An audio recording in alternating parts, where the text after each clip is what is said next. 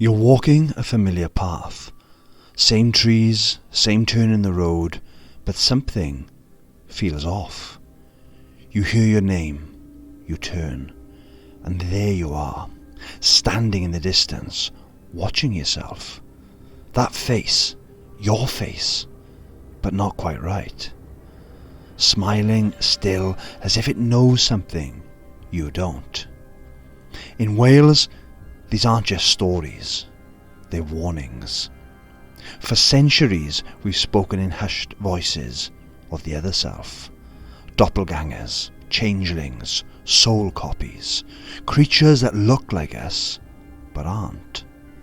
Beings that slip through cracks in the world, borrowing faces, mimicking voices, and sometimes replacing what we love. Today we explore the long shadow cast by this fear. A fear older than Christianity, older than castles and crowns. The fear of seeing yourself. We'll uncover the deep roots of doppelganger folklore in Wales, the chilling truth of changelings, and real modern reports of people meeting their doubles in the hills, and how these stories echo through pop culture and cultures across the globe. Because in the land of mist and stone, where time frays at the edges and the veil runs thin, sometimes the scariest ghost you meet is you. Please remember to like and subscribe and hit the bell notification so you never miss out on new videos from Dark Wales Tours. Long before the word doppelganger entered our language, Wales had its own horror. Changelings, or the plentyn newydd, imposters, fairy-born lookalikes left in place of stolen children, nearly identical, but not quite. Imagine this: a baby is born, healthy, warm, cradled by love and lullabies. But one night the child cries differently. Its voice scratches the air like a rusty hinge, and in the morning something is wrong. The eyes no longer look like a baby's. They are aware. The infant refuses food. It watches the parents with something close to amusement. The child is still there, but is not the same. To the old Welsh there was only one explanation. The Tylwyth Teg, the fair folk, had come in the night and taken the real child, slipping in a false one, a changeling, in its place. This wasn't fantasy. This was known, spoken of in whispers across the hills, passed from midwife to mother for generations. In 17th century Ceredigion, a midwife claimed to witness a baby begin singing in its cot, a clear voice in a language unknown to anyone in the household. It stared at her with a cold curiosity, and when she reached to pick it up, she recoiled. It felt wrong, she later said, heavy as stone and cold as a well. And this wasn't just hearsay.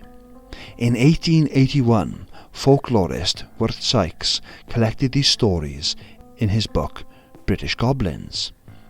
One story from Breconshire tells of a woman whose baby suddenly began acting strangely, staring at her silently day after day. She grew terrified. A local wise woman told her to take the child to the River Usk and hold it above the water, threatening to throw it in. And so, desperate and grief-stricken, the mother did just that. And that's when the baby spoke. It snarled in an ancient hoarse voice, "Don't, don't, take me back, take me back." She dropped the child in shock, but before it hit the water, the fair folk returned the real baby on the riverbank, pink and crying, as if it had only been gone for a moment. The story is disturbing, cruel even, but it reveals something darker. These changelings were not just magical creatures. They were believed to be malicious, deceitful and dangerous. They could talk, they could spy, they could wait. And worse, they didn't always stay infants. Some tales speak of changelings who grew up among humans, watching, mimicking, and eventually taking other forms, not just replacing children, but replacing adults, neighbours, lovers, family members. In parts of North Wales, it was said a changeling could live among a village for years, feeding off emotion, envy and love, and no one would know, until it smiled at the wrong time, or failed to blink, or spoke your secret aloud. Even the kindest old man in the valley might be one of them. In Wales, as in many cultures, the changeling wasn't just a trickster's prank. It was a sign, a warning. More often than not, the appearance of a changeling or doppelganger was closely tied to death. The changeling's cold stare, its strange silence, was not just unsettling, it was a symbol, a dark message from the Fey realm that something had ended, or was about to. Welsh folklore often connected changelings with infant mortality and unexplained illnesses. In a time when death was far more common and medical knowledge limited, the changeling myth gave families a way to express grief and fear. But the fear wasn't limited to babies. Seeing your own double, or a loved one's, was considered a direct omen of death. One of the clearest historical doppelganger accounts involves Abraham Lincoln, which was documented in memoirs by his assistant Noah Brooks. Lincoln reported seeing himself with two faces in a mirror the evening after he was elected in 1860. Looking in that glass, I saw myself reflected, but my face had two separate and distinct images, one paler than the other. The phenomenon recurred several times over the weeks. The multiple face apparition was taken as an omen, and remains one of the most thoroughly chronicled premonitory doppelgangers in Western history. And long before him, Queen Elizabeth I is said to have encountered her own spectral double, lying lifeless on her bed. According to Elizabethan courtiers, she took this as a dire omen, foretelling her own death. Within days, she was dead. In Welsh rural communities, neighbours reported seeing a person's double in the village before the person passed away, miles away. The double, the changeling, exists between worlds, neither fully alive nor completely gone. It's a bridge or threshold, showing us that the boundary between life and death is thinner than we think. To see a double was to glimpse that boundary, to know deep down that the end was near. This belief isn't just unique to Wales. The German doppelganger foretold death. The Scottish fetch appeared at the doorstep hours before passing. The Irish banshee wasn't a double as such, but her wail served a similar purpose, a warning of imminent death. Even today, stories persist of shadows or reflections appearing when no person is present, felt as warnings or premonitions. So when you hear the whispers of changelings or see your double's face, remember, they may not just be tales of whimsy or fright. They could be the oldest warning we have. Death knocking softly at the door. However, our search for modern Welsh doppelganger encounters yields almost nothing, and that absence is meaningful. It's a landscape of silence. But silence doesn't mean denial. It invites deeper questions. Instead, our best documented material lies in historical folklore, especially changelings, and in modern parallels from Celtic neighbours. As mentioned, Worth Sykes provided the most authoritative collection of Welsh changing lore. In one account, a child of Edmund John William in Church Valley, Monmouthshire, was identified as a changeling. Sykes wrote, "I saw him myself, something diabolical in his aspect. He made very disagreeable screaming sounds and was of a dark, tawny complexion." This is not hearsay, but claimed eyewitness documentation. The changeling lived until age 10 or 12, feeding into deep fear among local families of fairy substitution. Sykes also records a documented folkloric ritual in Glamorgan, in which a mother was advised to cook a meal for 10 in an eggshell. The child demanded explanation. "I have seen the acorn before I saw the oak, but I've never seen the likes of this." The confession triggered the fair folk to return the real child. Although mythic in form, this story was believed as real ritual technique among villagers, recorded by folklorists as historical belief, not narrative invention. We may lack documented Welsh doppelganger reports in recent years, but internationally there are credible modern cases. The Society for Psychical Research, the SPR, compiled hundreds of credible cases from across Britain and beyond, particularly crisis apparitions, where someone is seen at the moment of imminent death, often by another person across distance.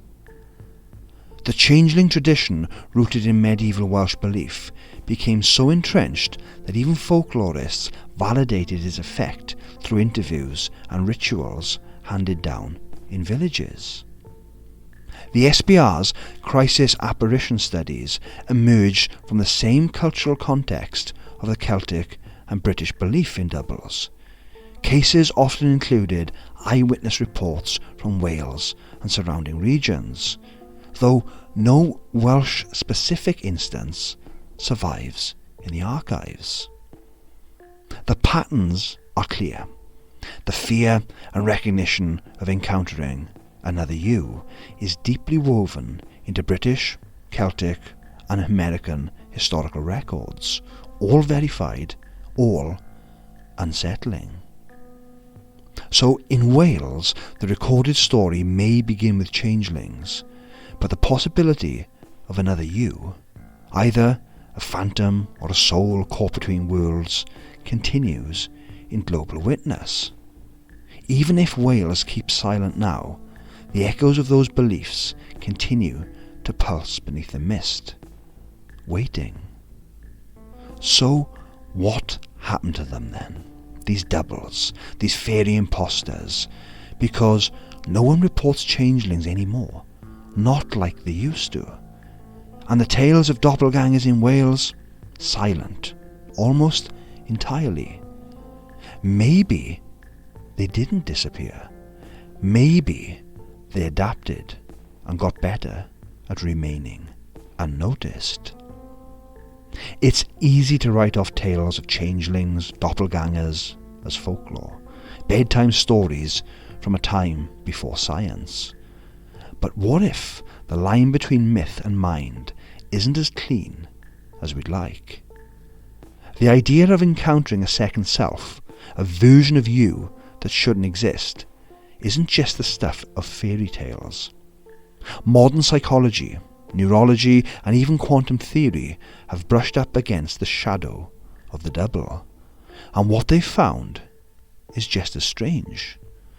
Let's start with the unsettling truth of the brain itself.